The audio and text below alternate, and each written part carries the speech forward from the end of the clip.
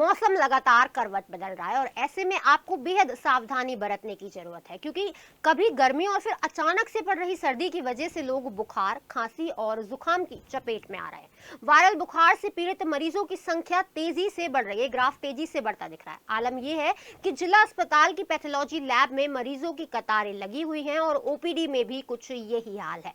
पिछले कई दिनों से सुबह से ही जिला अस्पताल में मरीजों की कतारें लग जाती हैं। डॉक्टर्स भी मरीजों के कई टेस्ट करा रहे हैं और इसी का नतीजा है कि अचानक से मरीजों की संख्या बढ़ गई है।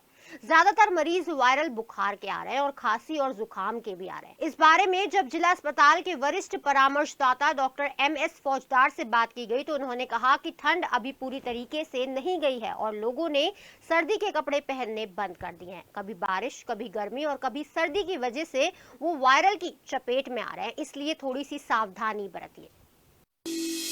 मौसम पे जो करवट लिया मौसम ने कि अब तक तेज धूप निकल रही थी, मौसम गर्म था, अब अचानक से आज सुबह हल्की सी बारिश भी हुई है, घटाव हो रही है, तो इसकी वजह से और ठंडी हवाएं चल रही हैं। तो इस वजह से थोड़ा मौसम परिवर्तन हुआ है। उससे बच्चों में, बुजुर्गों में और महिलाओं में इस तरीके की परेशानी देखी गई। लोगों ने अपने गर्म कपड़े रख दिए थे, अब वो अचानक से उन्होंने निकाले नहीं, तो उस वजह से सिरदर्द, ठंडी हवा की वजह से सिरदर्द हो रहा है और खांसी, जुकाम, बुखार के लक्षण आ रहे हैं। तो उसमें जांचें फिजिशियन देखते हैं कि कुछ और परेशानी तो नहीं है, तो उसमें जांच लिखी जाती है, तो उनकी संख्या बढ़ गई, तो उसी वजह से और संख्या बढ़ गई। मेरा सुझाव तो यह है कि होली तक लोग अभी अपने गर्म कपड़ों को न रखें, एहतियात बरतें इस चीज़ का, क्योंकि होली तक लगभग मौसम परिवर्तन होता रहता है और अभी आगे भी मौसम परिवर्तन हो सकता है।